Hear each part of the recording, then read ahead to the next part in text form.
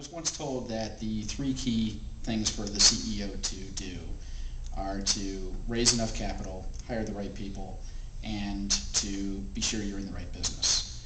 In looking at it, we have really focused a lot of our time and energy on hiring the right people.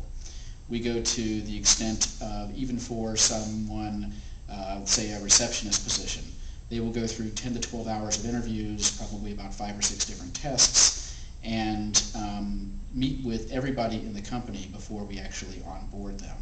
And the reason for that is that in a large company, people are important. In a smaller company, people are everything. While a lot of companies say that people are important to their business, we truly preach that. There's nothing that we won't do to make sure that we're bringing the right people on board. So the corollary to that is making sure that once you bring somebody on board, you give them the right tools, you train them, and if they're not working out, then making the decision to, as somebody once told me, to get out of the way of their next career as fast as possible, so that we don't end up with dead weight. And we find that to be motivating, I think, to the rest of the employees who are there, because they know that everybody is pulling their weight equally. And so we end up with a team of what become just A players. So once we have the right people on board, then it's important to make sure that we empower them to move the company forward. And I think it's very important to make sure you match the culture of the individuals that you hire with the company culture. So if you want to have people who are doing exactly what you tell them to do, then you need to hire people who are inclined to want to be told exactly what to do. If you want to have a company that, in the company culture, is empowering people to go off and do their own thing, then you want to make sure that you're hiring people who are capable of doing their own thing, and then providing them with the tools and the management reporting, if you will, to allow them to do that. So what we do at Doctors Administrative Solutions is, one is we hire, again, the right people. We make sure that we have the people on board who are capable, and their own personality is such that they like to be self-managed. One of the things that I found is that I'm not a particularly good manager, and so that's allowed us it's forced me really to hire people who are self-managing. So we do provide monthly performance reviews, and those are done by the employee.